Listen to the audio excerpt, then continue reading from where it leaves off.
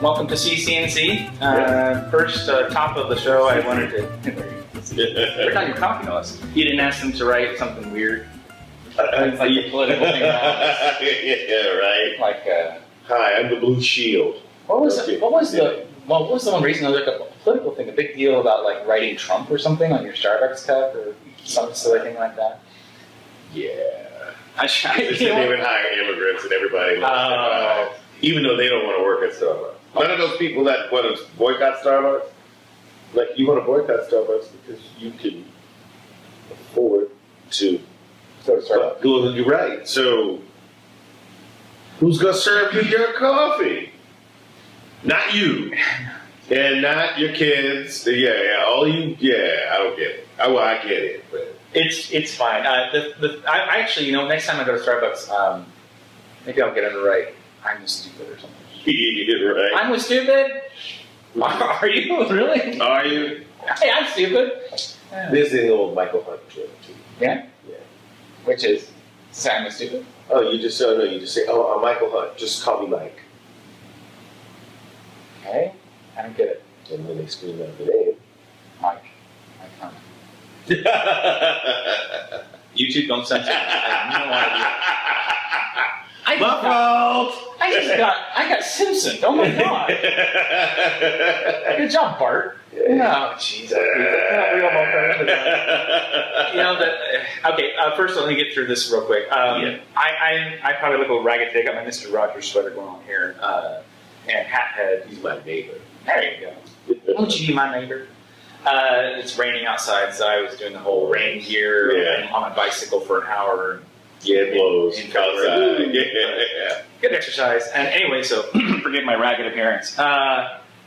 This is episode 4. Just today, I got our YouTube channel going, and I plan on submitting to iTunes as well. I just finished editing the first episode, and you're watching episode 4. But I'm planning on catching up. The good news is the way we do this, it's super easy to edit.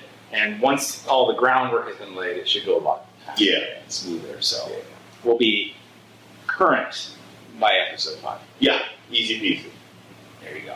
Okay, so we wanted to talk briefly about current events.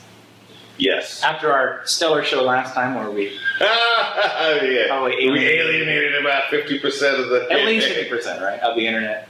But like I said, it was a reasonable argument and we got kind of carried away. And like I said, you gotta have a dialogue, right? You gotta have a dialogue. Right. I mean, everybody's welcome to, please, reasonable, rational discussion. If you don't talk about it, you abdicate your vote because people will assume you're okay with whatever they do. And anyway, but let's not go back. Yeah, you go watch that episode and then go. Maybe we'll revisit it after the comments.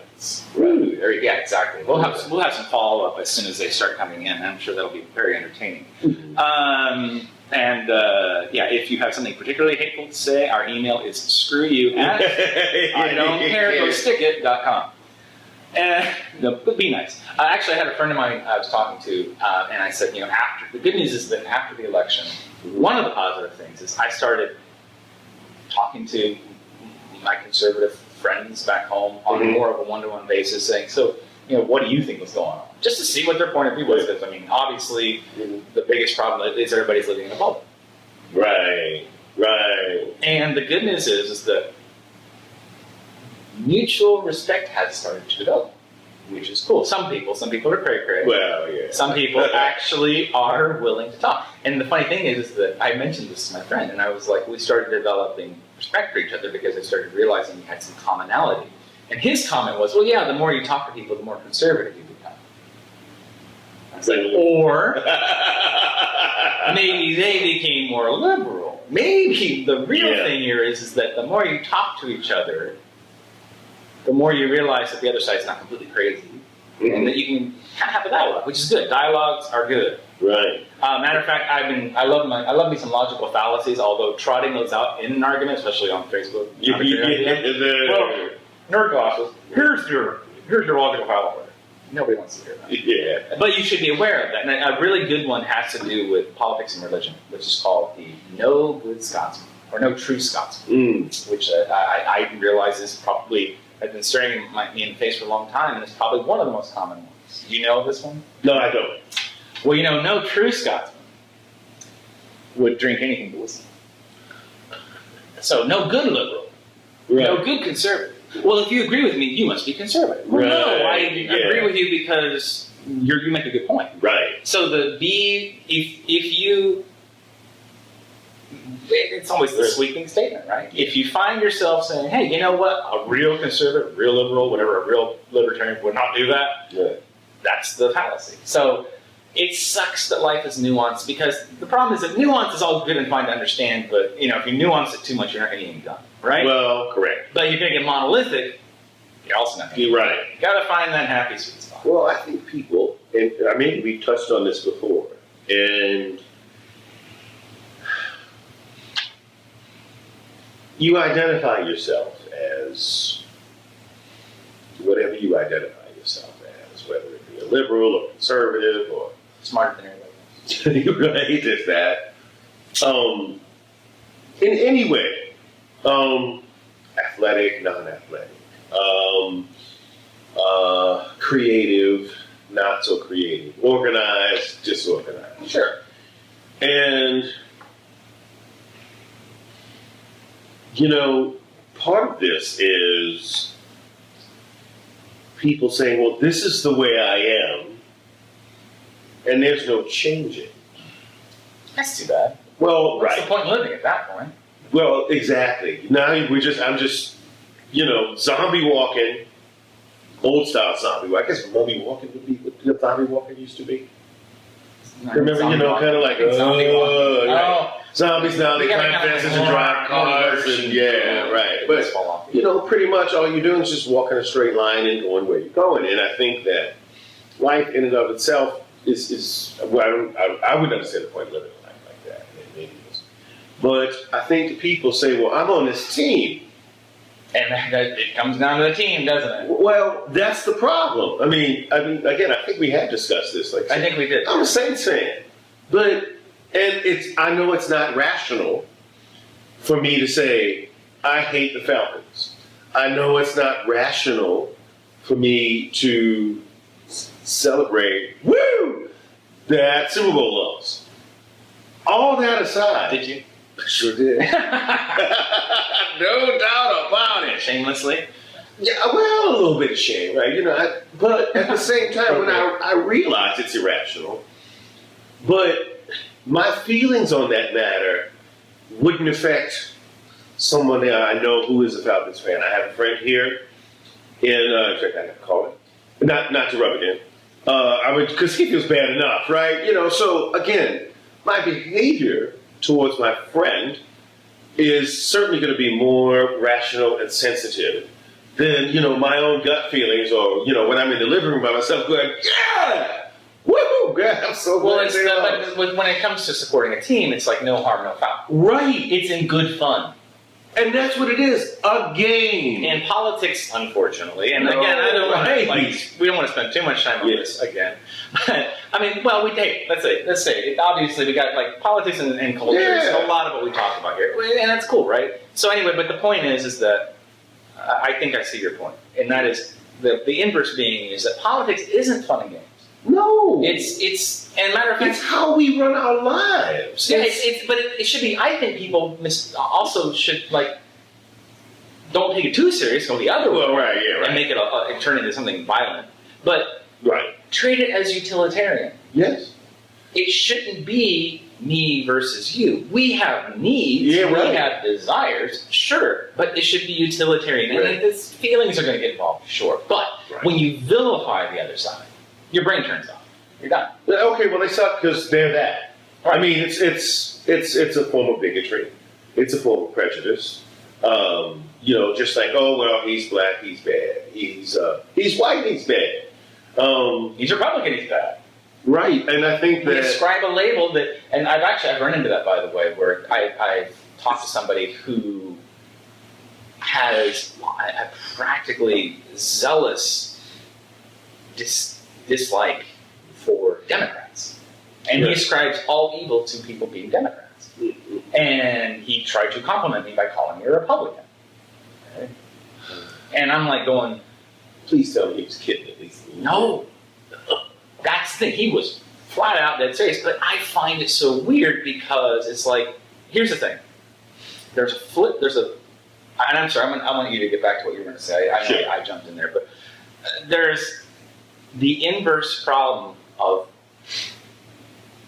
putting too much on your own team is that you're opening yourself up to get stabbed in the back. Yeah, well, we're right. Hey, I'm a good Republican, Yeah. or I'm a good Christian, or I'm a Right. good whatever. Right. I'm a black brother. I'm a, Yeah, I know, I get a that. white punk, yeah. but the point being is that just because you think somebody is on your side because they use the right label Yeah. is naive and it's dangerous. Well, you know, Your brain's shut down at that point, and like I said, you're opening up for bad things happening.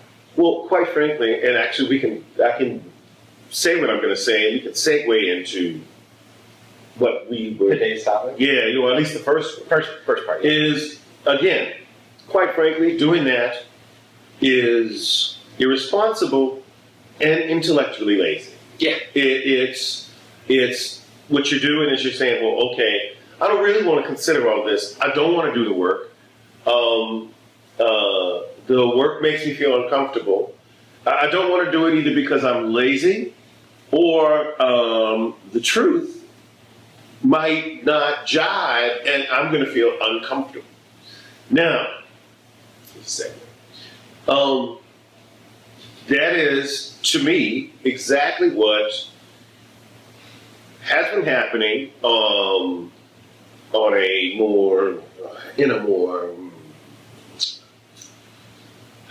it's been pretty open, but now it's just nakedly open with this appointment as Secretary of Education.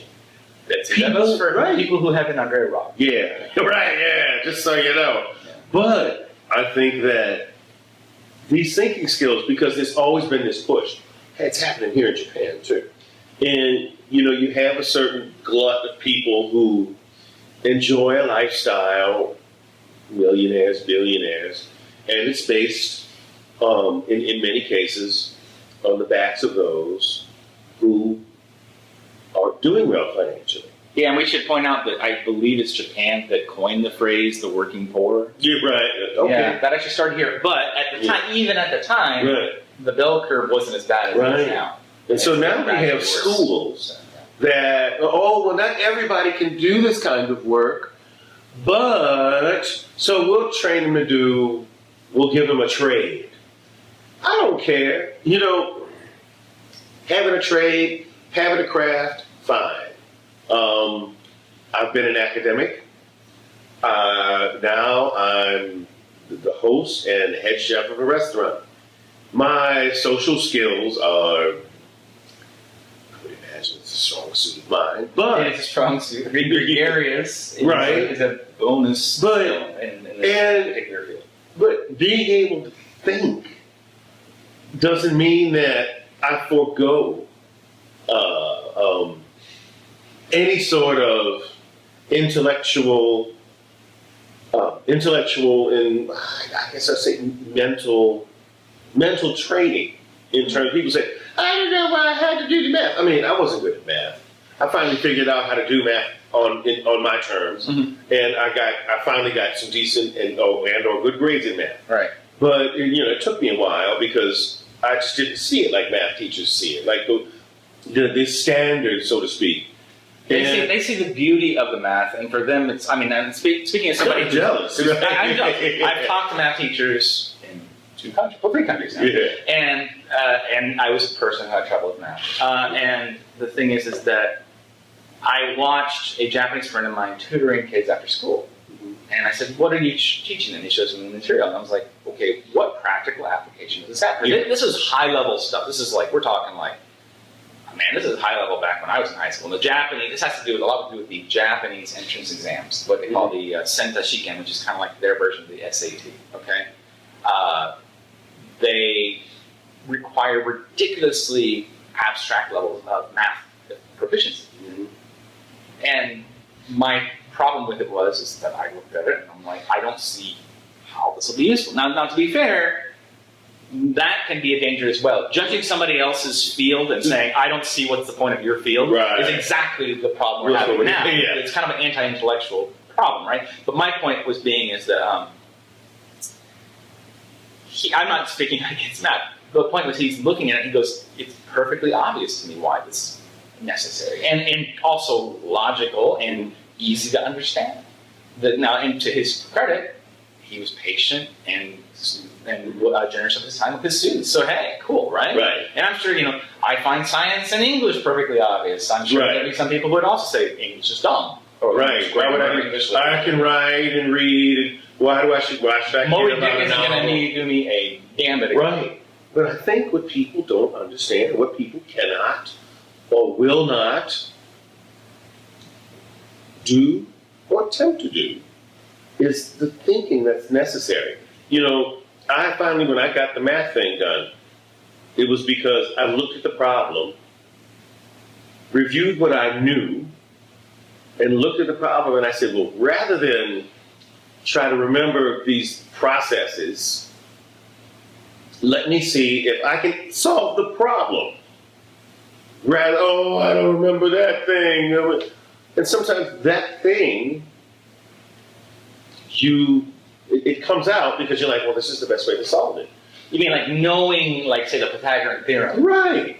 Versus saying, if you just use this, and you got to memorize all these particular theories and formulae. But you're saying that if you just tackled the problem head on, that actually helped you? It did. Huh. It did. It helped me. In fact, those kinds of things helped me, and they helped me to remember those equations and theorems that solve the problem. But just kind of memorizing it just wasn't something that I got better at it because I want to get better at things.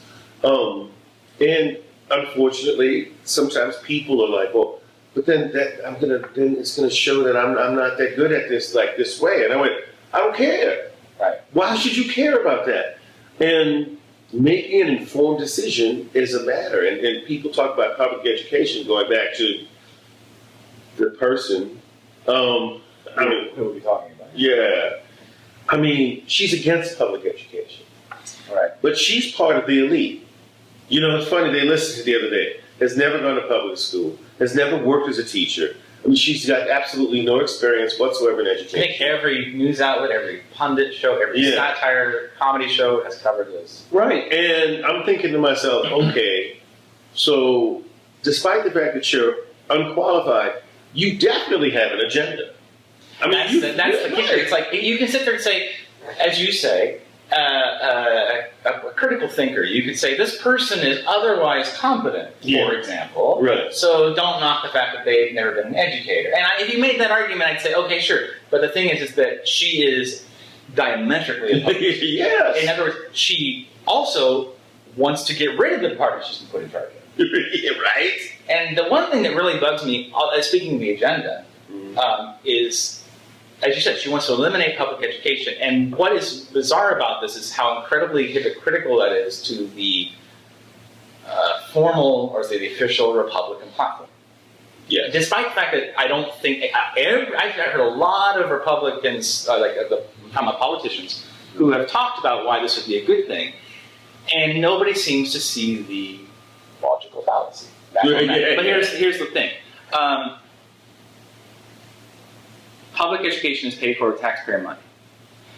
If you institute a voucher system, you're taking taxpayer money and you're funneling it to private companies. Right. Which is corporate welfare, one. Two, it's unaccountability. It should be the antithesis of what Republicans want. Because, first of all, they're saying, well, we want choice. You already have choice. If you can afford it, which is also kind of a Republican's plank. They like to say, look, you pull yourself up by the bootstraps and you do it yourself. The purpose of a public education is not to necessarily compete with private companies. I think it's a good point. Saying, this school the public education system competes with private companies. No, it doesn't. They don't require you to go to a public school. They require you to go to school. That's it. Right? So the thing is, it's a specious argument, and people who make that argument and think they're being totally honest about it, haven't thought it all the way through. No. So as a conservative person, you should be saying, do not take my money to pay for your crap. Right. Because that is the antithesis of the conservative philosophy. Do not take my money to pay for your crap. And if you're using the government to give money to businesses, you're picking winners. And that is also the antithesis of everything my conservative friends tell me they stand for. If everybody needs to get it done by themselves, whatever, then we fund education. However, millionaires, people who don't have these financial worries. And it's funny. They're like, no big deal. People voted for Trump. Yeah. He just installed, he did. He just installed one of the biggest bombs. Like, okay, I'm poor, I'm white, I don't know what my future is, and I don't know what the future of my kids is. I'm going to vote for Trump because he said he was going to help me. Right. And the first thing he's doing is taking away your education and your funding for your education. You think your schools are bad now? Yeah. And What's going to happen when there's new money going there? You got to keep in mind that one of the big things that came out of this election, I think people now really realize, is the urbanization of the country. There are huge tracts of physical space where the Trump supporters, let's just say, I don't want to say the rural Trump supporters, rural, obviously. Okay, Trump supporters come in several major camps, but the ones that voted for him because they feel annoyed that the cities are dictating to them are going to be totally screwed by this. Yeah. Because I went to school in Oklahoma, there are no private schools.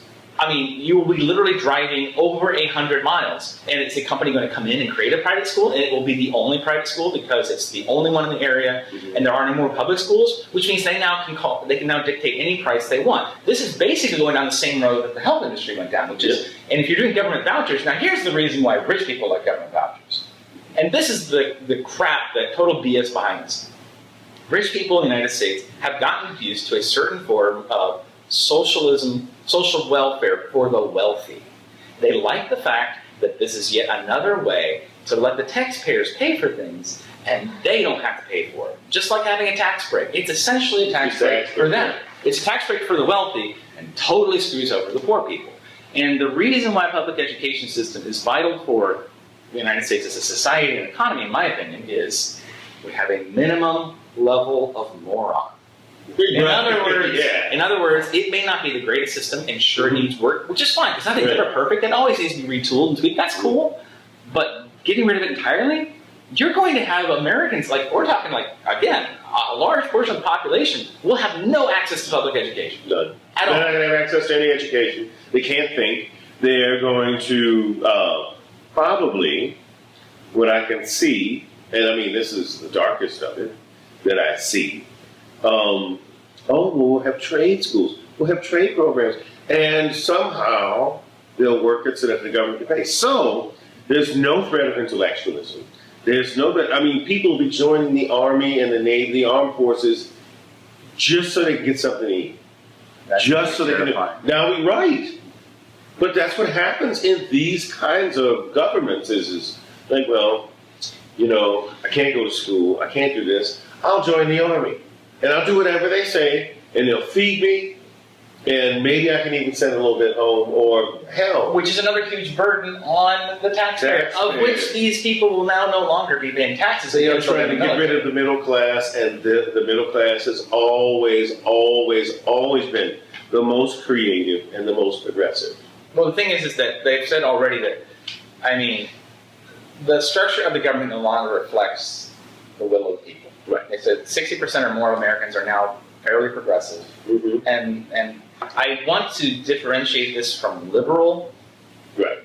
Because I think you can be conservative or liberal and still be progressive, and here's why. Progressive, by definition, is a person who believes that the governmental system needs to be modified to make it fit the times. Right. And also wants to get rid of corruption. And I'm sure everybody's anti-corruption, aren't they? Right. Well, same thing. Yeah, except corruption. Man, did you hear? I'll tell you the story about what happened in South Dakota if I hadn't already. Did I tell you that one? I'll tell you that. Okay, but again, I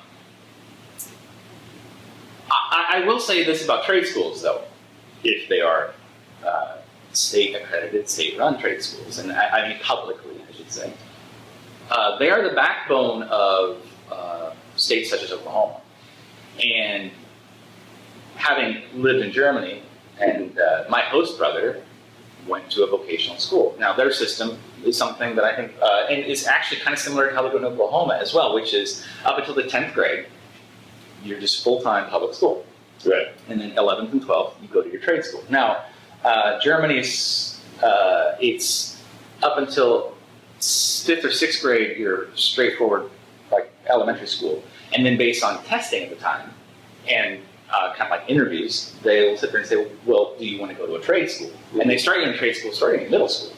Wow. And you graduate in the 10th grade, at the end of the 10th grade. You're done. And then you can go to a further education trade school, or you can go practice your trade, which makes total sense to me. Right. At the same time, these being Germans, are really serious into the critical thinking. And that's the thing. Yeah. Regardless of what subject you argue in favor or not in favor of teaching. Agreed. And this comes back to, here's one of the questions that, of course, Betsy Dell was totally flawed. It had nothing to do with her. Yeah, all of them, right, yeah. And there's also one that she didn't plagiarize. Which was, do you believe in progress measured by proficiency or by growth? Right, yeah. Yeah, I remember that. And what would you feel?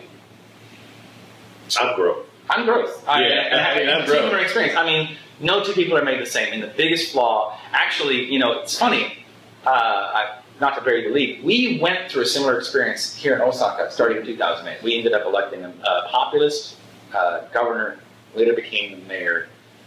He was a TV celebrity, I kid you not, Yeah. and he was a big populist, and the first thing he did was attack education. And then he tried to cancel the program that funded my job, so I suddenly found myself joining a union and protesting and stuff like that, and peaceful. Rich people don't want a bunch of smart people.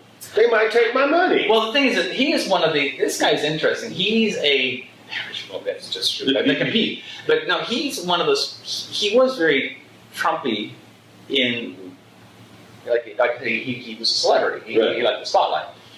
And his attitude towards education, he did the voucher system. He instituted it. Mhm. And I asked one of my fellow school teachers, was like, are they required to follow the rules that's set forth by the Board of Education, like the accreditation? And he's like, well, in principle. And I was like, Yeah, that's right. and I was like, and I mean, Japan is a culture. It's a different culture. This is not a one-to-one comparison. They are fundamentally more conservative than the United States, but they're also fundamentally more communalist, which means that it's an interesting hybrid because they look out for each other because it's in their DNA of the society. Yeah. Which is an interesting, but when it comes to business, they keep their noses largely out of business Mhm. because everybody does their thing, man. You do you, I do me, right? It's kind of interesting, It yeah. is interesting, But anyway, so, pardon me. So Osaka's already been down that road. Yeah. And it had a terrible effect on the test results. They went into the toilet. My Right. wife loves, and she enjoyed a little bit of Schadenfreude, and of course she's a teacher, but she's just like, 5 years later, man. Yeah. Predictable. So there's no point and now, we didn't talk about the religious angle. I also do not want my taxpayer dollars funding the fostering of a religion, not because I'm against the religion, but because it's against the Constitution, the Establishment's Clause, separation of church and state. No, separation. They're separate. No. No, they don't. I mean, they can say hi. They can have tea. That's right. But nobody gives, everybody pays their own bill. You already It's have Dutch. the choice. Yeah, Yeah, right. we go Dutch. That's right. I mean, it's like, well, unless you're totally cool with like having state money going to Muslim schools, we're cool with that, right? And whatever other religions or state money going to foster whatever. But the point being is that it's a BS answer. No religion with state taxes or national taxes, whatever. It's total crap. Off the table. Well, I'll tell you, my educational experience as a student and a teacher is, I can imagine it wouldn't be unique for New Orleans, but it is unique. So, from elementary school through college, I was at Roman Catholic institutions. Is this a New Orleans thing, or to your family as well? Or? Family, I know that New Orleans has a huge, like most students go to private school, right? Yes. Yeah, oh, yeah. It's kind of an interesting microcosm of Right. the larger thing we're dealing with. Yeah, I was talking about this last night with my customers, and they're like, so you went to an all-boys Catholic school? I go, yeah, there are plenty of them. Plenty of all-girls Catholic schools. In the days of segregation, there were white ones and black ones, and then those barriers came down. But I have to say that at the same time, especially looking at other religious schooling that may or may not be Roman Catholic or Christian or what have you, but it was pretty liberal. I had to go to religion class, and we didn't do Bible study like a lot of Protestants do, and we went to church and stuff like that, and even at university, when I was at Xavier, the only black Catholic college in the whole Western Hemisphere. Imagine the other ones probably in Africa. But certainly it was more liberal. I mean, there were some conservative things about it because religion in and of itself is generally conservative. And so I graduated from Xavier. And like I said, for a religious institution, pretty liberal. Got to know some of the nuns. Absolutely adored some of them. In fact, when I go back to New Orleans in a couple of months, there's one in particular I want to go see Sister Grace Mary. But I think so. After that, I leave there, and then I go to Columbia University for graduate school. Liberal institution. Yes, I'm Apollo. And I was lucky. I mean, I got a chance to learn at one of the best education schools in America, and I had some great professors and some great teachers, and I went to school with people all across the world. I mean, literally, the dormitory was 10 stories, it's full of people from everywhere, and so I had that advantage, and it's admittedly a liberal institution. Now, my whole teaching career has been only in public schools, save for the fact when I did some substitution when I was in college in New Orleans. But other than that, only public schools, right? And so, I mean, I guess I get to see both sides. I didn't have the kind of restrictive, I mean, they even told me in high school, they were like, it's fine to believe in evolution if you believe that God created the original matter. I mean, these. I've actually tried to explain to people that they're not mutually exclusive. Yeah, right. Yeah, I'm right. I was like, so you're telling me that God was smart enough to build in a method for allowing animals to adapt to their environment? Sounds pretty brilliant to me. Yeah, it's kind of brilliant, right? Yeah. So I think that. But like I said, I see this, and I see the value. I wore a uniform to school. I believe in individualism. I believe that people should be able to. But it didn't bother me to wear a uniform to school because I woke up in the morning, especially as a teenager. That's actually what Japanese students will say too. Yeah. I don't have to think about what I'm wearing. Right. So I concentrate. I look like everybody else. And, that particular concept struck me. And then I realized So I'm in Los Angeles. I'm teaching in public schools. So I start off at first at this junior high, and I teach 9th grade.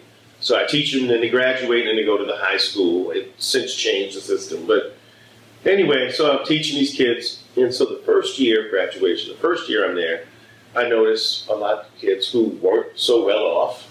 And we were in a nice neighborhood. So the neighborhood kids had money, and their parents had money. So I said, well, hey, Jorge, and that's who's really, say, hey, Jorge, you're not going to graduation? You graduated. And he said, no, man, I'm not going. I said, well, why not? I say, this is because your parents are working and they can't come. And he goes, maybe that's part of it, but, these people, they dress up and, and I only have I have one dress shirt, one tie, and a pair of pants and some shoes, and, and they're going to make me feel bad. Right. And I said, well, look. So the next year, and they always had behavior problems at the graduation. They're like, and they would just go overboard with this restrictiveness, and then these kids would just rebel. So what I did was, at one point I approached my classes, and we had done some short stories dealing with literary symbolism. And I said, well, those of you who, you plan on graduating, you're going to go. And I said, are you aware that your cap and your gown, they have meaning? It's an academic thing. Every last one of you gets a cap and gown with your class colors. In this case, it was class colors. So I said, and, whether you choose to, you don't have to put it on again, or you can put it on for Halloween, who cares? I said, but that's a symbol of your academic achievement. Right. Nothing else. Not a pretty little dress. Not some new suit. You can get a new suit, you can get a pretty dress, and you can go out to dinner and take pictures and do all of that, but none of that has anything to do. It doesn't say that. And then what I did was I said, all of your teachers here have bachelor's degrees and master's degrees. I said, do you know that their caps, and in some cases their gowns, and their what they call hoods, which you don't get until you get a bachelor's degree, you get your first hood. I said, all of those things have meaning. And they said, really? And I said, yeah. You mean bachelor's or master's? Both. Really? The master's gown, the sleeves are longer. Okay. In many cases, the tassel of a master's gown is black. Oh, okay. Whereas the tassel in a bachelor's hat would be the same color as their discipline, which is also on the border of the hood. Okay. So I didn't go to my own graduation. I had a choice between doing that or driving my sister down for her orientation to go to Venezuela as an exchange student. So I just, right. Yeah, Right. I got my degree. So I explained this, and then they said, well, what do the different colors mean? And I said, well, some of them are really, like, for instance, I said, if you graduate in chemistry or biology or sciences like that, I said, your border here, and in college, your tassel will be gold, yellow gold. I said, why? I said, well, because science, alchemy. It's about turning lead into gold. Right. Turning worthless metals into gold. Right. And then people said, oh, well, this science is kind of cool. Like right. turning worthless studies into money. Right, well, right. It was right. I said, if people who graduate in pharmacy have a dark green, they go, why? So the first herbs. The herbs were the first medicines. That's very cool. I said, music is pink for whatever reason. Education is light blue. Music is pink for whatever reason. Well, yeah, I'm not going to get into that. Yeah, right. Explanation, doctor. Right. Professor. Engineering's orange. I don't know why. At that point, they just were going through the rainbow. I think so. Interestingly enough, philosophy is royal blue because since in parts of Western society, kings wore purple. Right. So their advisors wore royal blue. That's the royal like blue. the next color. Right, yeah, okay. Well, you can't wear purple, so... Yeah. And if you graduate from law school, your border is pink. I mean, it's purple. Okay. Because kings were the first lawmakers. Sure. Right. So, interesting. So, by the way, trivia question, or trivia fact, the reason why purple is the color of royalty was because it was just so darn hard to make. Yeah, right. So, a little bitty shellfish. Yeah. Like, right. As a result, the Phoenicians, I believe, discovered them, right? Mm-hmm. So as a result, rarity makes for value, and right. therefore only the king gets to wear it. Exactly. So, I tell them all of this, and they kind of get into it. It's kind of cool. They think that they're not learning anything in English class. I already know English good. Well, right. Well, and the humanities is white. So my hood in my undergraduate hood was white on the board. That's so racist. I know. I would imagine it's supposed to the enlightening or whatever. That makes sense. Yeah. Makes So sense. right. I'm sorry, I was being funny. And then the satin part of the hood is the university's colors. Okay, So cool. blue and white, purple and gold, whatever. Yeah. So so they kind of got into it, and I said, well, how would you feel if your graduation ceremony this year would be, and a couple of the girls whose families were well off, what if I want to wear a pretty dress? I said, you can wear your pretty dress under, and as soon as you graduate, take it off and I don't have a problem with you in a pretty dress. You probably look very pretty in a pretty dress, right?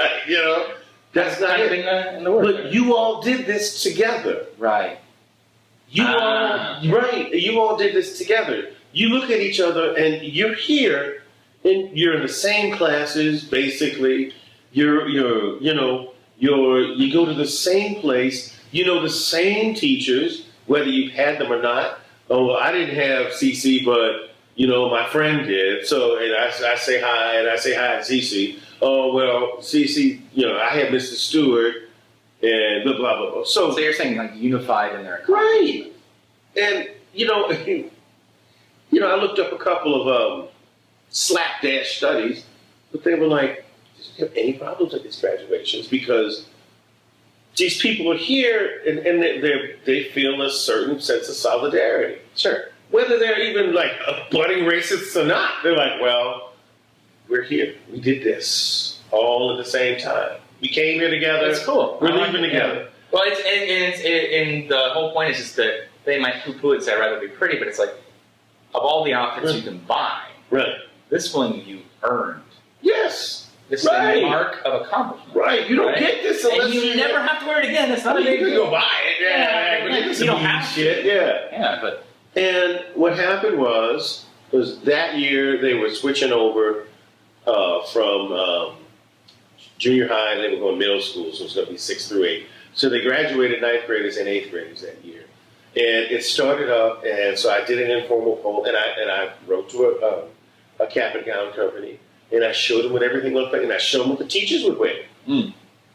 Because in many cases, especially kids that young, I don't think they understand that their teachers were academics, or are, Right. They go, well, you're a science teacher that falls down the stairs, and you're like Jerry Lewis, and your street clothes are what you're getting to wear, but you're actually part of this institute. Right. And I said, well, see, and so this should be mine. That's cool. And they looked at it and they were like, wow. And and in some cases, this is somebody, they go, chasing a cap and gown, okay, that might seem shallow, but, at some point, a lot of these kids were like, well, I can get this. And I was a black American, I am, but, and they were looking, well, he did it. So there's none of this classist stuff that doesn't belong in a public school. Sure. Unless Betsy has her way, and then everybody could be all class oriented. But I know it was just and can't afford to get an education. And I offered to run the whole thing. The administration said, "No, we'll take it over," and they did. About Trump, and then they got rid of it the next year. Your graduation. Yeah. Well, with these kids, right? And and the kids were like, and no behavior problems. Everybody was there just to graduate, and they were like, oh, well, okay. And they all felt kind of proud. I have on my graduation uniform. And, that's just the surface. And the whole misbehaving thing, that didn't happen, obviously. Again, that's just surface stuff. But, they discontinued it. In fact, I went back to visit because I left the school after that year. And I went back a couple of years later, and assistant principal was now the principal. And he actually bragged that, we don't do that anymore. He bragged about not doing it? We don't recognize our students' accomplishments? Well, right? I just said, well, okay, I'm sorry, Ron. Jeez. I think administrators. I should point something out, by the way. I think that school administrations are as conservative as the teachers are liberal, often. Yeah. Matter of fact, in Japan, it's a huge problem with principals and vice principals, because I have a friend of mine who's a teacher who said that he loved the vice principal at his school because he had the teacher's backs, Right. but it was career suicide. Yeah. He was never going to advance beyond vice principal because the Board of Education only wants principals who toe the line. Right. Yeah, Sad. that's true. I mean, the best principal I worked for didn't. Had our backs. Yeah. I I mean, the school system's structured a bit differently, Yeah. but the Board of Education is in charge of the principals. So. Yeah. You know what I'm saying? Yeah. And they have a, anyway, we can talk about that sometime. Yeah. I did want to say also about, Japan is obviously famous for having uniforms, but that rule is also arbitrarily applied and mainly based on the level of the school. Speaking of school levels, they officially have school levels, where you go to a school based on your academic proficiency. Although they have since, I don't know if they modified it or maybe I became better educated in how the system worked. Schools also differentiate based on what the student, how the student identifies with that school's values. Right. So the original school where my wife taught, Yaosuisho, is famous for being strict with their students and really stressing diligence in studying, right? Whereas her new school, Yaokita, which coincidentally is the first school I ever taught at, is famous for being kind of more laid back and but more kind of like, I want to say, culturally oriented. She had one teacher tell her something that she came home and was just like, we don't really focus on, we don't stress the importance of teaching subjects or getting grades. Just stress the importance of just working well together. Okay. I mean, why are we here? You can argue that when we talk about going all the way back to how test-oriented schooling is also a bit of a utopian dead end, right? Right. Yeah. Which, if you know what utopia means, I actually just said something redundant. But anyway, the point being is that I also think that test-based schooling is it's gone too far the other way. Yeah. Going all the way back to why I was talking about Hashimoto in the first place, I lost my own train of thought. I'm so sorry. Thank you for staying with us this whole time. He also he says, we should run schools like a business, which sounds very familiar. And the problem is you've got to realize, well, what's the product of a school? It's students. But you can't treat it like an assembly line. You can't sit there and say, all of these kids go in and they all come out with straight A's. And here's the dirty secret. Depending on the level of the school, or whatever the Board of Education's current agenda is, teachers will be instructed on how to grade the students on a curve. And I taught at one school that was a mid-level school. So they wanted the curve to be very much in the center. Right. Which means that you must have a certain number of students have a failing grade. A certain number of you're basically, and that's the thing. And so in a class of 40 students, you were only allowed to have 10 A's. That's it. Or 10 A's, not even 10. Not allowed to have, if a bunch of students scored, this is the problem about grading on a curve. I thought it was awesome in college. I had to do the grading. Grading on a curve is that I had a class that did particularly well. It was a small seminar class, only 10 students, and they were out of their class a really close-knit group and very smart and interested in learning. So the average in the class was 83%, or even higher, 85%, and that's really, really good. That means that 3 or 4 of the kids in that class were scoring in the 90s or higher, right? So it wasn't allowed. I had to take that entire, because they were part of a course of several seminar classes. And everybody has to fall in line, especially in Japan, where the nail that stands up, it's hammered down. I had to subtract 20 percentile points from every student in that class to normalize the data. See, that's okay. So, what makes people think that if you put people in the same environment, that they're all going to end up coming out the same? I mean, I've had classes that, one class in particular I can remember, not to say names, although some of you might You know You know who you are, right? Like, you know, you people who like go to the lunchroom instead of coming to class. I gotta go get you. So, anyway, but that class was full of kids that I had known most of them before they came to my class. I had maybe taught their brothers or their sisters. And I liked them and hated that class.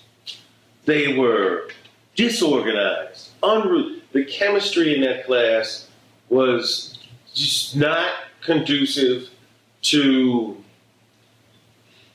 any kind of learning in many cases. I mean, you know, they had some quiet kids and they sat off to the side while I had to manage the other people who, by all standards, were decent, nice kids. But you put them together. Oh. Yeah, I've been in I that couldn't even believe it. I was like, what's wrong with you all?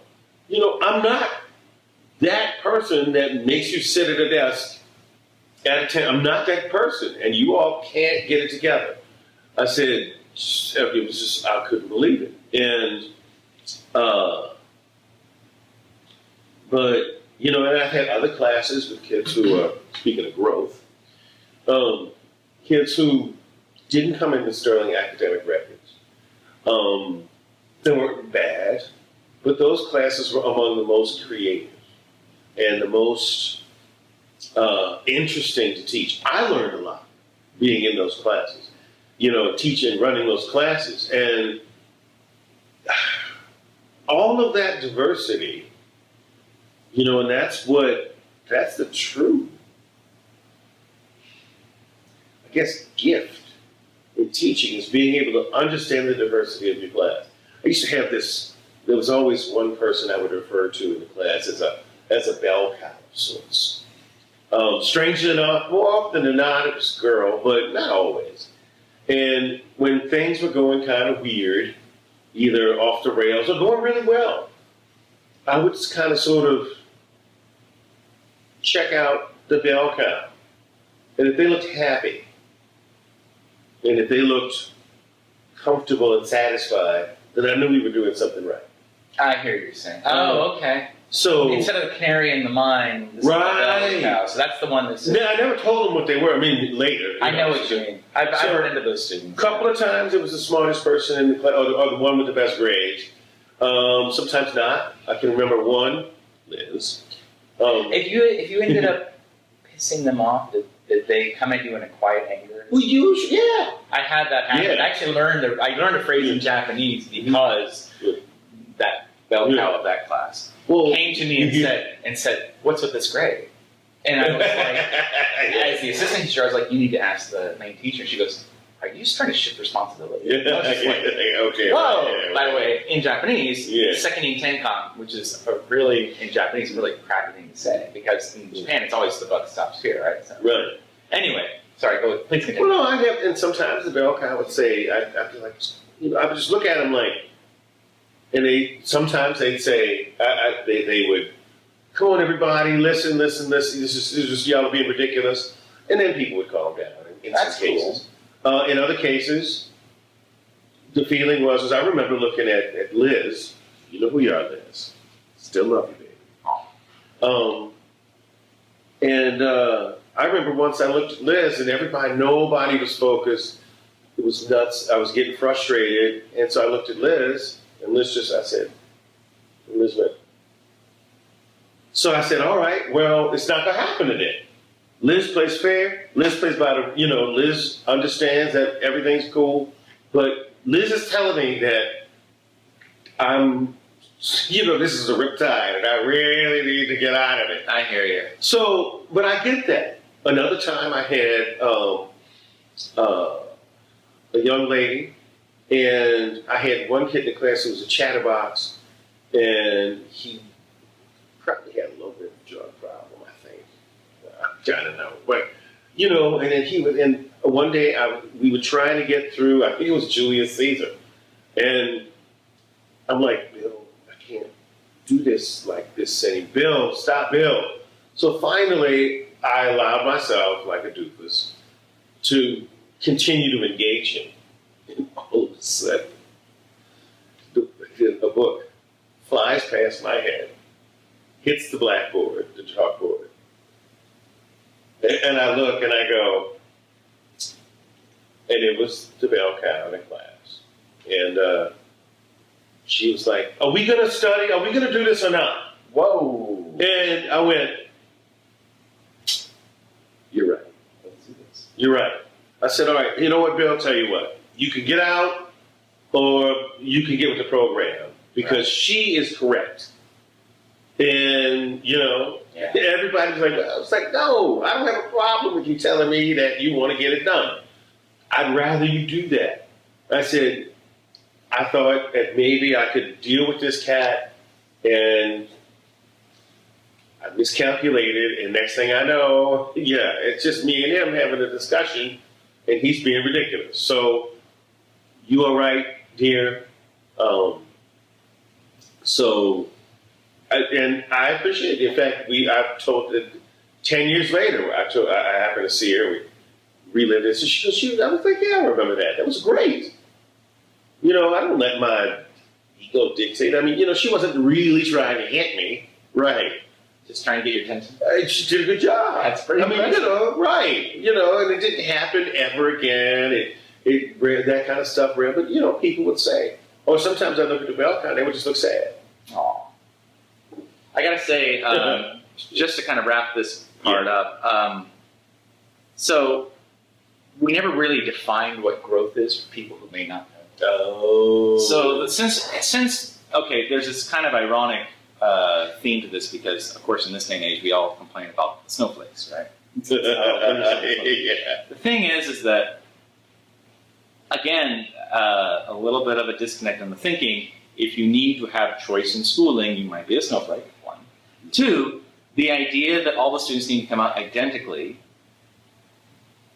ignores the fact that we're made differently. And you know, it's funny, communist China, of all places, I remember back in the day when I heard this, I was horrified. They will test people and say, based on your skills, based on your preferences, you should do this. Now, they go to the extreme lengths of saying, you will do this. Mm-hmm. But the point is that, you know, I remember back in high school, we took tests to try to, kind of like a career counseling thing, where he kind of like says, based on the way you answer this test, you probably would do good in these fields, right? Yeah. So anyway, my point about the whole everybody's different thing is saying that we're not all made the same, and knowing how we are made and teaching to that person, as much as that might require some extra effort, is better. And especially if you do want to do, say, like a vocational school. That's actually exactly what they did. They said, do you want to do VOTEC? Here's what they'll offer, and these are the jobs you'll have. Great. And those kids also still did like half day of public education, so that I say public education, general courses, so that they would still be able to have the kind of stuff that arguably, you know, as you said, they need to kind of like maintain that, not maintain, but develop their critical thinking, right? So, but I mean, it's something that I don't think a private school system, privatized school system will serve, because first of all, I mean, I can quote statistics showing how charter schools are not working. Mainly because they're basically sucking up the money and not turning in great students. There are exceptions to that rule, but the problem, you got to apply that whole 90-10, which is that 90% of them are going to be mediocre because it's just people saying, wow, the government's giving me free money and all I got to do is Some of them are doing like correspondence stuff. They don't even have to have them in the classroom.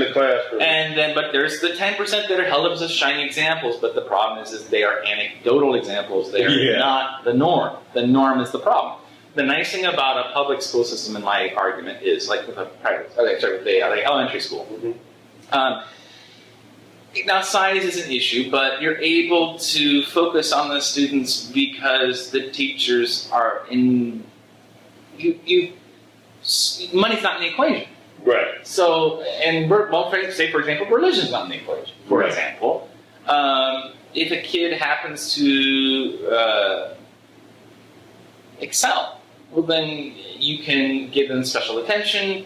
You can even have like an accelerated students class, which once a week when I was in elementary, I got to do one of those. That was cool. We got to do special projects. Some of the coolest stuff I ever did, including like I was introduced to brainstorming, which is very, very cool, where they would give you like a series of incomplete facts, and based on those incomplete facts, you had to like piece a story together. One of the best critical thinking tools that I ever run into in my life.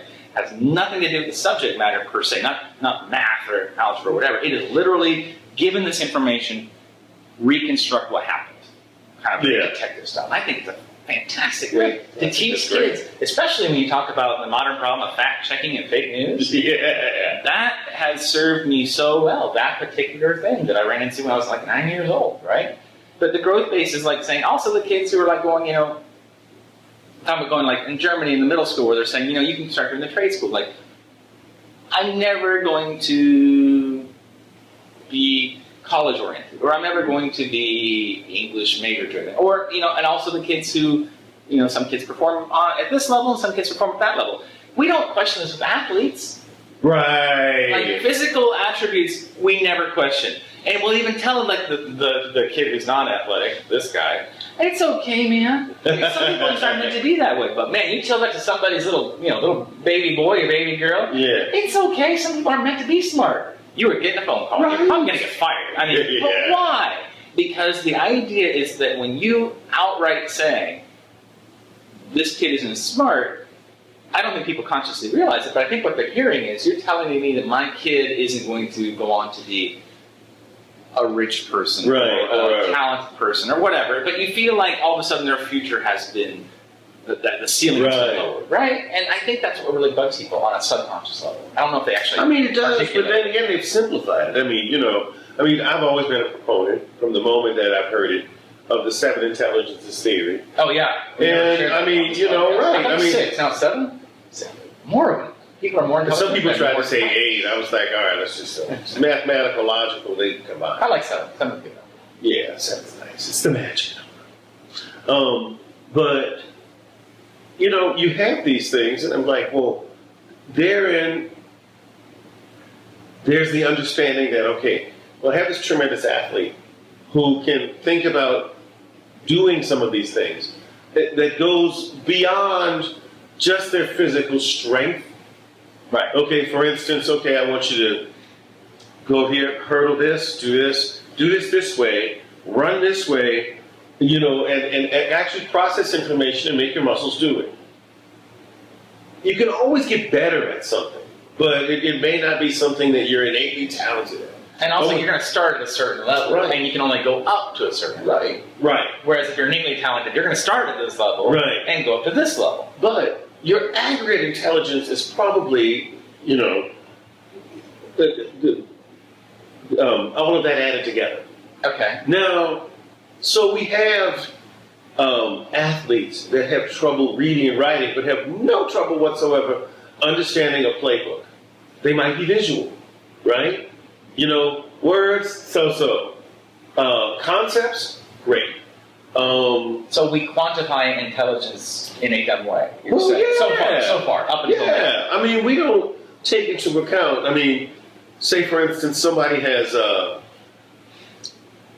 obviously good teachers have this, but let's say great interpersonal intelligence, all right? Some people, great interpersonal intelligence. I mean, that could be, My wife. right, His people skills. right. And You yourself. Gregariousness is the sign of that particular and in many hallmark cases, of that kind of intelligence. in many cases, there's an empathy. You're strong in empathy and things like that. But remember, just because you have this intelligence doesn't mean that it can be used for only good. Used car salesmen, good ones. Who sell people lemons every day? Anybody who's ever done any shyster, Right, yeah. A lot of people, right, and they're good at it. In government. Yeah, well, right. I mean, that irony I've always found about politicians who argue against the humanities is that humanities is the umbrella under which their job falls. Right, exactly. Fundamentally, so anyway, right. yeah. And there are people in the intrapersonal intelligence is understanding oneself, and there are plenty of people running around this planet who have no clue what they really like 45. And they don't care either. Well, right. Well, right. And a lot of times they can lack empathy. So where they're strong here, let's take a look at some of these. Like I said, we've had some of these tremendous athletes, but nobody would necessarily want to, people say, well, I want to be like him, or I want to be like her, because they're famous and because they make a lot of money, and they might be miserable. Right. You know, miserable. Everything else in their life might be. I mean, at the cost of this singularly beautiful talent is this other thing, and they have nothing else going. we're writers, right? Oh, were you a writer? Alcoholic, right? Well, I was thinking actually about. I was thinking today about Philip K. Dick because I've been talking about it with my friend Gary on this other podcast I do, where we do a lot of science fiction. And I was coming over in my mind about all the great, like Hollywood movies that have been based on his ideas. Basically, any like remarkable science fiction movie in the past, I want to say, 30 years easy. Like Blade Runner, for example, would be a good example. A Scanner Darkly and Total Recall. It goes on and on and on. Oh, Total Recall, that might be apocryphal. But the point is that he's a very deep well and capable of very often. Right. That man was also deeply paranoid. Maybe Right. schizophrenic. I think schizophrenic is the right term. And very unhappy. Really, right? And you see that, and Hunter S. Thompson. What? Man, that Right. man tore it up, right? Right. I mean, I love their art and I admire what they did, but I don't want to be new. Yeah, I'd rather be all around average. Right. A woman I Then went to singularly graduate school exceptional. said, we talked about teaching Sylvia Plath. And she goes, I love her stuff, and I love teaching her stuff. And I can't wait to teach you. I can't wait to teach you. She goes, she's probably a real drag to have dinner with. Right? Edgar Allan Poe. I probably could tolerate Edgar Allan Poe, and then 4 drinks in, I gotta go. Yeah. Because you're not stopping. Right. And now you're morose. I mean, You kind of enjoy them from afar, right? Right. Yeah. It's like you don't enjoy the person, you enjoy their mental droppings. Kind of. Yeah, but I mean, Van Gogh was a real downer, I've heard. Yeah, we will. I think it's a good point. Now, I mean, it's fun. We're kind of like off topic, but that's okay. I think it's a good point about our way of evaluating people is flawed, and this is one of the things when you talk about public education needs to be fixed, and the question is how to fix it. And it's not a simple problem. I do think that proficiency is the wrong way to go. Right. At least, if it's divorced from growth. Right. Your personal proficiency, and even if you subdivide groups within a school based on intelligence, for example, or performance in certain areas, as you said, based on the type of intelligence they had. I'm as a self-affirmed nerd, I'm not in favor of elevating athletes above other people. Right. For that same reason. But at the same time, the point being is just as unfair to them as it is to everybody else. Right. Right. It's a disservice. So the point is that it's not going to be a simple nut to crack, but at the very same time, you got to be able to say, just because this person's bad at geography doesn't make them stupid. Right. Maybe and visual learners, or in many cases, what it's we call spatial intelligence, right? Yeah. And you can find spatial intelligence in physicists who somehow can see molecules and atoms moving around. I just go. I score very highly in spatial intelligence. But not so high on the interpersonal, whereas my wife would be the exact opposite. She could not get out of a paper bag with a map. But she has, people skills. And people have that. And interior designers. There are people who walk into a room and they see it decorated. Or how about chefs? And for example, and this actually, I think I've said this anecdote before, but my wife will open the vegetable drawer and say, "Okay, I know what I'm making tonight." Yeah. Vegetables? I mean, she's like, "How did you not see that?" But that's the thing. So I think that we need to reevaluate the model of how we figure out what people are good at so we can connect them to the education that they need. Yes. To make them, and you could say one of those methods should be, is this going to make them happy? Yeah, and challenging is very good because just because they're not good at it now doesn't mean they won't be good at it later, 1. 2, people flourish under adversity. Right. Right? I mean, I got better at math because I had to. And you need to know, as a matter of fact, I remember a friend of mine had his son who was so terrified of failing. And he told his son one day, he was like stressing out, like carefully not stressing out, like, the sooner you fail, the happier I will be. Yeah. He's like, what are you saying? He goes, because then it won't be a big deal anymore. Yeah. So failing is a really important lesson. It is. You know? And finding out that what you thought is not true, and how to I mean, you have to constantly reevaluate. You got to be, well, I mean, you can choose not to be progressive, but I just don't think that's very smart. It's not realistic. That's the thing is, again, there's a lot of words that have a lot of baggage that are used for propaganda.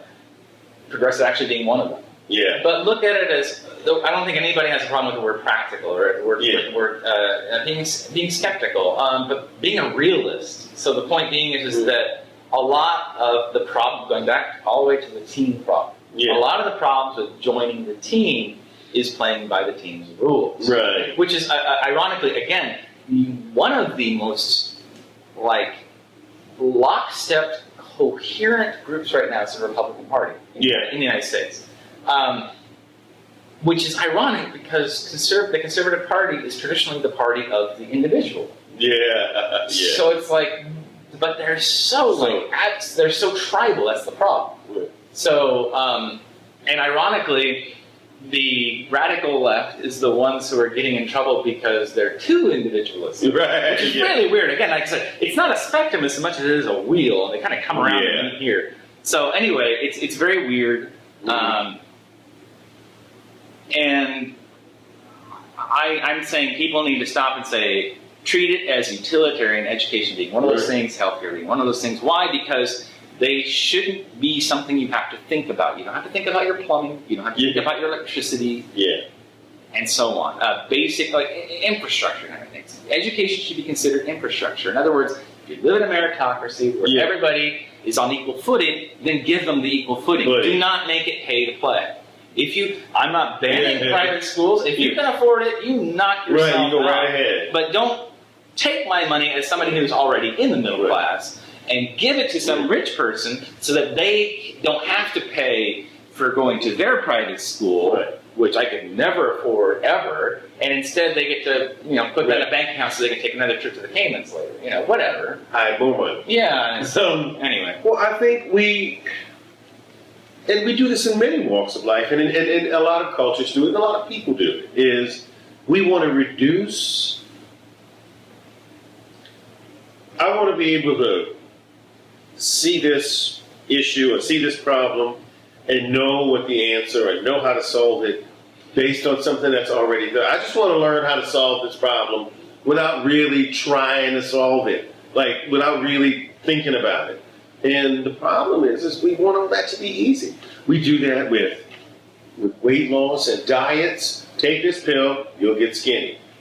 Put these electrodes on your stomach, turn it on, pretty soon you'll look like his mom. Without ever exercising, we will take care of it for you. Right. With science. Yeah, that doesn't work. It doesn't work when you just say, okay, well, we'll put all these people in this environment and it'll all come out like this. I mean, we have these intelligences, but nobody wants to do the work or pay the money. The teachers got paid well, more people. I've known teachers that I didn't feel personally were invested or didn't really care, or in many cases I knew one woman who she was just teaching her native language because there was a spot there and that was her spending money because her husband was loaded. Now, she wasn't a bad teacher. Weird. I mean, in terms of, asking a class, am I pretty? Oh, jeez. I mean, it's one thing. I've actually met teachers like that. Yeah. But, I mean, like I said, the reason people say, how do I remember so many of my students? In some cases, I may have forgotten about some of them. And if I see them again, oh, wow. And they say, well, how do you remember me? I go, because I know you. Yes. I know what you were good at. Yeah. I knew what you hated at. Right. Right. I would walk around class, and I remember telling Myra, "You hearing this, Myra? Talking about you." I said, "Myra, I know you didn't like this particular novel, but you're gonna like the next one a lot." And she goes, "Well, how do you know? Is you sure?" I was like, "Yeah, you're gonna like it." And she says, "What makes you say so?" I said, "Because I know you. You're gonna like this next one. It's about an independent woman who's got an issue, That's cool. and she's trying to take care of it. And in many cases, she's actually kind of sort of living that now. But she said, you were right. I really, really like this book." And I'm like, "No, I'm happy for you. You know, this isn't about me patting myself on the back because I know what you like." You honestly derive pleasure from the idea that she liked the book you recommended, and that you kind of helped her make that connection. Right. Yeah, I just knew it was part of the curriculum. I was like, "Hey, just want you to know that I think you're going to like makes you it." happy because you're actually invested in them. I mean, Yeah. I have to say that when I was a teacher, yeah, they were important to me. It's like Yeah. little brothers and sisters. Yeah. You know. I mean, there were people that, I remember I had the experience of mentoring someone who I taught all her friends, and I never had her in class. And, it was a wonderful experience. And I was going through a really rough time. But she insisted, regardless of what was going on around, that she said, "Well, Cece," and I said, "Well, look, I'm not sure. Talk to your parents. Make sure that it's okay, since I'm dealing with this other foolishness." Right. And she says, "No, I talked to them already, and they said it's fine. This is what I want. I want to work with you." And I said, "Okay, then I'll work with you." And she's a tremendous student, but understanding. I mean, who was it? This one boy who's, I'm not going to say his name because his parents were not good people. I mean, well, certainly not to me, but not fact checkers, that's for sure. But they came to me with preconceived notions about what I was about and what I was like. And they said, "Well, you got to work with him on his writing because, his writing is," I said, "Well, quite frankly, he's the best writer in the whole grade. He's not perfect." Right, well, he had it. He had a feel. What he did do was, he was a high school student. Sometimes he leaned a little too much on the thesaurus without really understanding the nuance. But I mean, he was 14 or 15 years old. Right. So, but what I saw when I looked at the paper and when I read his writing was the beginnings of something that was art. Right. And I didn't see that with some of my smartest students had the artistic sensibilities of this cup. But they did hard work and they got good grades and they plugged along. And I think in other subjects, it was easier and they showed. That's the intelligence thing you're talking about, right? And, it becomes so obvious when you invest in the kids. You're like, "Oh, yeah, you are having a little problem with that. I can see that." And I pull them aside and I go, "Look, I know this might not even be your best subject, but just give it a shot and I'll work with you on what you think is difficult about it." I'll tell you right now, even though if you're seeing this, boy, even though you're a grown man now, we'll talk about the other craziness. But I'm going to brag about you right now. This kid, in a gang, didn't go to class, didn't do anything likable, but didn't do anything. Except when we got to the poetry unit, particularly when we were doing meter. And he could track the meter. That's nice. I mean, he was good. He was still the best student I've ever had as far as that goes. That young. Easy. Still. And then when the grades came out and he got an A for that particular marking period, brash little gang member walked out of the class and cried. Huh. And he said, "I just never got an A like this, like Wow. English." And I was like, "You deserved this. You deserved the F you got before. But you deserve this." This time. Yeah, Right. right. It's cool. Actually, I had a teacher who was a math teacher So in middle good at school. it, right?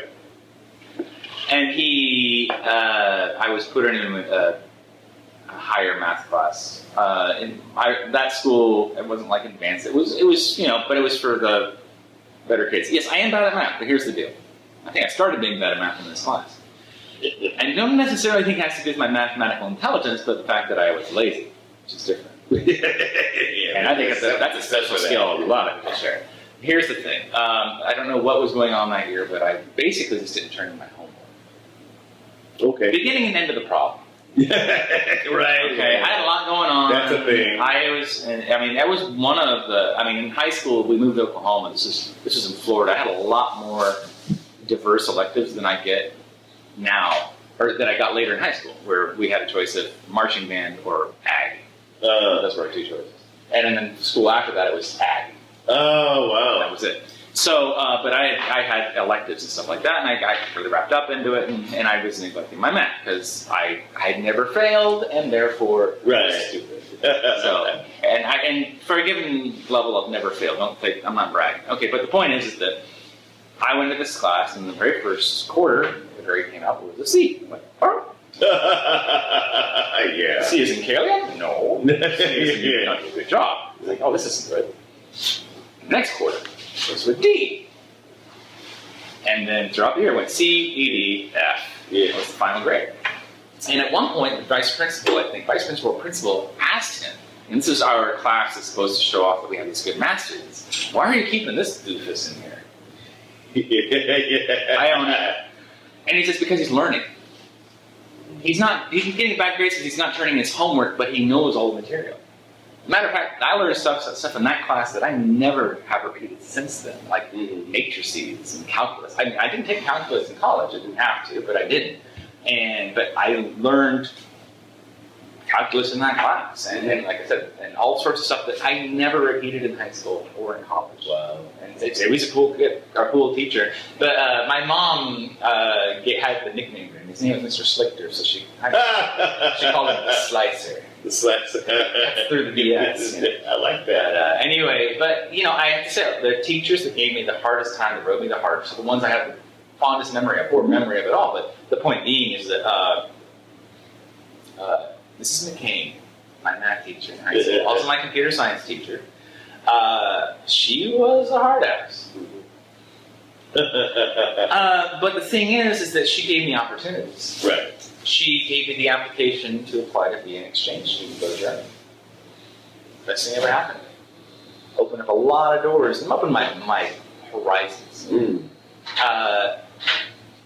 her excuse was that she was looking forward to the opportunity of getting rid of me for a year. Good for her. But I take the compliment. Yeah. I'll take the compliment. Right. So, and the second important thing she did for me was my senior year. I really got into programming in BASIC because that's when she introduced programming graphics in BASIC, which is something you can do. Trust me, you do not want to do this nowadays. But I discovered that if I did set up the program in a certain way, I could animate it. So I went and she let me go into the class, and every day after school for, months to work on this little personal project of mine. I was a one-man computer science club. Wow. And it was my very first animation. And then I learned to program the music to go along with the animation. And I reproduced the opening for Star Trek The Next Generation in BASIC. And the fact that she let me do it, that's it. That was cool. That was one of the, and I think that kept me sane for the rest of high school. But I loved it. I just had so much fun doing it. And then I became an animator. So there you go. Easy peasy. Want to wrap it up here? Yeah. All right, guys. We got to call it quits. It's quitting time. It's starting time for this guy. Yeah. Prep time is firing up. I'm sure you can hear noises in the kitchen. As always, you can follow me on Twitter at Midnight Brewer.